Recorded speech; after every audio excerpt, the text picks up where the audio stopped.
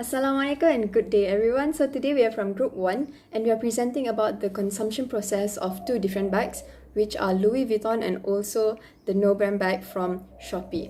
So the outline for today's presentation would be two. The first one would be pre-purchasing, post-purchasing and also disposal for the Louis Vuitton bag, and also another one would be pre, post and also disposal for the no brand bag. So for the experience of the consumption process that we're going to explain on Louis Vuitton bag was shared by my mother, which is Mrs. Rukia, and now we're going to present to you on what she experienced at that time for consuming it.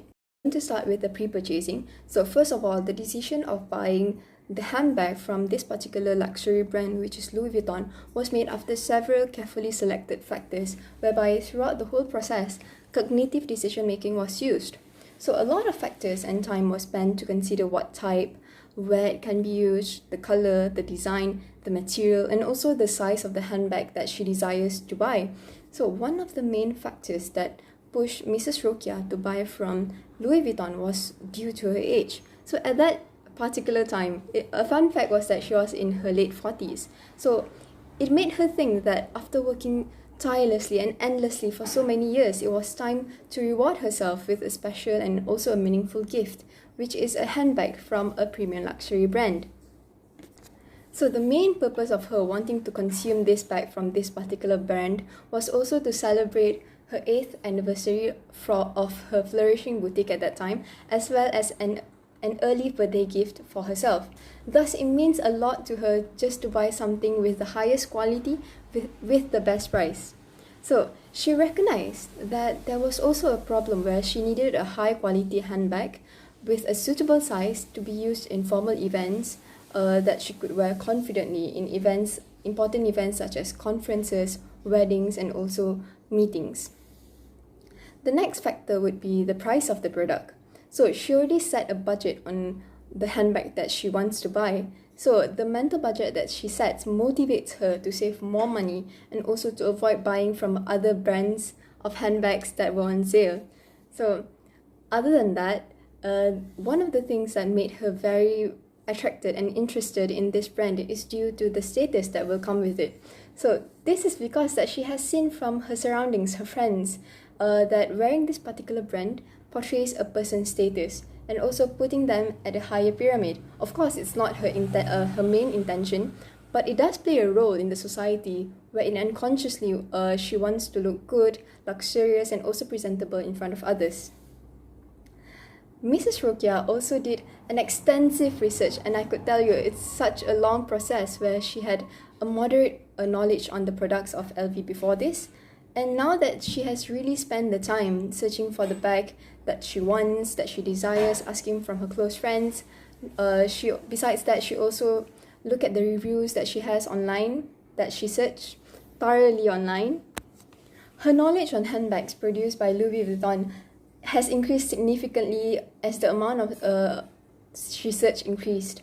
So lastly, the factor that really pushed her to purchase from Louis Vuitton was the fact that she saw a legendary prima donna, Era Fazira, one of her main idol at that time, wore a Louis Vuitton bag in an event. So unintentionally, Era Fazira has become a referent power on Mrs. Rokia, as her looking at Era Fazira making her want to buy from the same brand and having the same fashion sense as Era Fazira herself. So though the prima donna wore the handbag at an official event, as her fan, Mrs. Rokia felt in awe looking at her wearing that kind of handbag, and she found that picture through her social media, which is Facebook. And through the existence of social media, it really makes it easier to find and to view the artist's activity. Furthermore, Mrs. Rokia also applied a self-regulation on herself to make sure that she does not go on a shopping spree for a few months ahead, for a few months before that she wants to buy. So she intended on buying the handbag was during December. So it happens to be this time when it is a seasonal promotion to all of the other brands such as Gucci, Chanel, Coach, and also Michael Kors. So she really avoids all the outlets and going as far as taking the long walk to go to the Louis Vuitton store. The place where Mrs. Rukia bought her Louis Vuitton bag was located in the Garden Mid Valley Mega Mall, Kuala Lumpur. She was determined that once she stepped inside the store, she would not step out of the door without carrying a newly purchased Louis Vuitton handbag. So upon entering the store, there was a designated staff that guided her throughout her time there on her wants while serving her a cup of hot tea that she had ordered before, served with a few dried crackers that were served on the table. So she realized that she was in a very relaxed manner compared to other stores because when she was choosing her bags in silence, because of the soft music that was playing in the background. It was a slow classical jazz music that was put, making her enjoy her experience more there with a very relaxed state. So besides that, the thing that really stood out to her when upon entering the store was the heavenly scent of leather that really sticks into her mind, to the point that she really wants to bottle it and then make it a perfume that would cost like thousands of ringgit, because a handbag maniac, it really is a temporary heaven there. So moving on, however, so before she was making the final decision on paying it and also making the finalization on the chosen bag, she was having an internal conflict where she's experienced a psychological risk, where she felt a very deep guilt eating her away from the inside when she's purchasing a premium luxury handbag. Definitely is taking a huge sum of money from her savings. So the price of the handbag that she has bought has really exceeded the initial amount that she had thought of. So nevertheless, the staff had really convinced her that it is her guilty pleasure, that she will never regret on buying it. So true to their words, she was beaming with a bright smile when she walked out of the store, with heart full of content and also feeling satisfied. So that's all from me. Thank you. Okay, moving on to post-purchase and usage of the product. After Mrs. Rokia purchased the bag, she will fully appreciate it and use it for a regular routine, especially in a special occasions and valuable moments.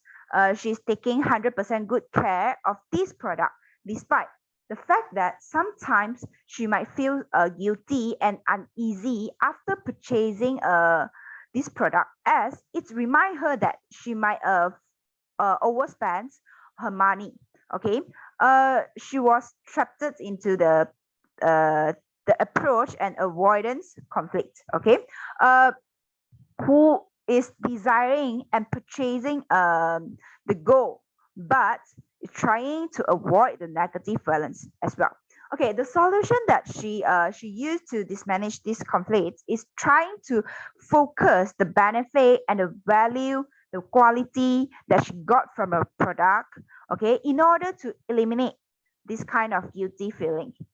Okay, basically, we also can conclude that she's doing hedonic consumptions instead of utilitarian consumption. What we say that this is because the reason that actually this product is provided her hedonic value and impact much more compared to the utilitarian needs. Why? The majority time, this product meet her needs and expectations for enhancement of self-confidence and excitement. This product also provided her prestige and self-esteem in her status. A lot of people around her will look at her as a person who always strive for quality, good taste, and fashionable. So these actions will increase her confidence among the people, as she received a lot of good comment and compliment. This, we can conclude that this kind of behavior it showed up positive reinforcements in the rewards. Okay, this kind of positive outcome compliment will transform in terms of verbal rewards to strengthen the response and motivate her behavior. As a result, she will gradually increase the rate of usage of the bag and keep using to expect the same outcome and desired effect they receive. Okay, moving on to disposable and repurchase of the product. She will never try to dispose and even resell the product to others. Why? This is because the bag of the version that she bought is under the Louis Vuitton's classic series, which is not being outdated for a long time and is able to match majority of her outfits. So this high possibility that she will using it until it fade out. Okay, for the post-purchase of product, she's still maintaining the bag as new as possible to ensure the long lasting of the bag and the quality and the value of the bag will not diminish. And now the bag is still in a good, very good conditions, as we can say that the high price can reflect the quality of the bag. Okay, moving on to the part of repurchasing. As a wise consumer, Mrs. Rokia will not blindly own her luxury bag for self-indulgence or maybe to give some impulse purchase in the market. She will not do it. As what Masha mentioned that she actually doing a lot of research, okay, before purchasing the bag. This show that purchasing a luxury premium bag is a kind of combination of rewarding and functioning to her, as she desired to demonstrate the success in order to motivate her in and increase the self-excitement. Okay, so she will not repurchase the product blindly, as we can say that it's not an easy job for her to do a lot of research after before she purchase the bag.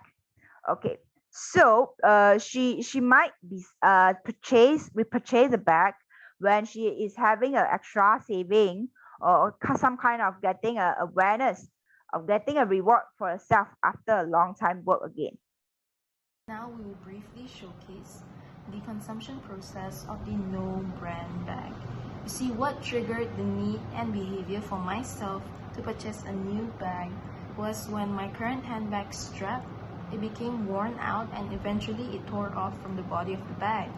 And this trigger contributed to my need for a new bag. This is also known as an incidental behavior when I decided to purchase a new bag. Since I'm not constantly on the hunt for the latest trends, I was not too sure about what type of designs were up to date. As a result, I had to conduct an extensive research regarding the latest designs through social media platforms such as Facebook and Instagram. When I found a design that caught my eye, I had to decide which platform I wanted to purchase a similar bag as such. After considering factors such as price, brand, user-friendliness, and also a variety of choices, I decided that I was gonna purchase a no-brand bag through e-commerce platforms. During the pre-purchasing thought process, I faced several perceived risks such as functional and social risks. I faced functional risks because I was afraid that the bag could not be used for a long period of time, considering the fact that I bought it at a low price. Not only that, I was worried about facing social risks because my peers are used to purchasing at least a middle-class brand bag, and I was worried that they will look down on me if they found out that I purchased a no-brand bag on Shoppee. However, at the end of the day, I opted to use Shoppee because I wanted to stay within my budget, and this was mainly because I was also able to evaluate sellers through their performance reviews ratings on Shoppee. Thus, it will increase my reassurance towards the authenticity of the product I am bound to purchase. After reading several positive reviews on Shoppee about the design that I liked, it convinced me to purchase this bag despite it being a no-brand bag. Moving on to the purchasing phase, I could only visualize the texture and material of the bag through pictures and description because I was purchasing it on an e-commerce platform. The transaction process during purchasing this bag from Shoppee was convenient due to the ease of payment using Shoppee Pay. I found the process secure and hassle-free, which made the purchasing process an enjoyable one as everything was done with a few simple clicks. However, I was not too pleased with the long shipping period as I had to wait for quite some time before receiving the bag. As a result, At one point, I became tired of the shipping progress. This is a summary of what I have previously shared, and that is all from me for now. I will pass this to the next presenter, Fatin. Thank you. Upon receiving the parcel, I will instantly check the quality of the bag. Is the material same as it is stated? Is the color same as it is in the picture? And overall, I am super pleased with my purchase. It has achieved my positive expectation with the price that I paid. And what I did when I received a new bag, I will create a personal connection with the bag. I named this bag Lily bag because it is small, it is petite, and has a vibrant pink color, small yet confident lily. And I love to label a bag suit with what usage. And for Lily, I label it as a mall or occasion bag because Lily is a petite bag and the color is quite vibrant, very stand out. So I love to wear it to mall or attend an event because I don't need to bring much stuff to go there. And what I love about Lily is because it is small and soft. For example, when I attend a wedding, when we're taking a group picture, when I gather among crowd, the bag doesn't bug me and doesn't bug people beside me. So that's one of the reasons why I always use Lily bag. And overall, to say this purchase is an example of an approach avoiding conflict because I wanted a good quality bag, but I don't want to pay high price for the bag.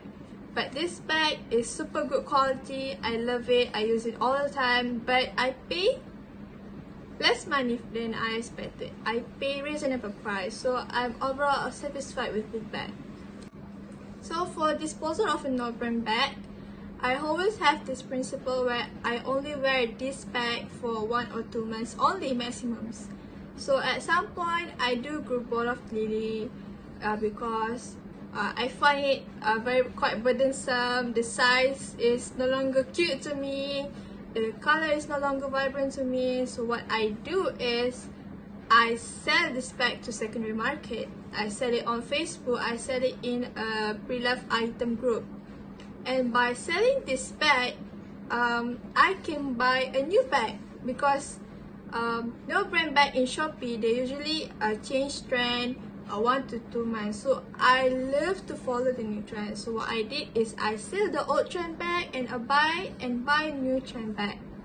And what's good is I don't have to cash out extra money. I can just use the money that I sell, use the money that I get from selling Lily, and buy a new bag which is trendy. It is an endless cycle of consumerization. I buy, I get bored wearing it, I sold it, and I buy again.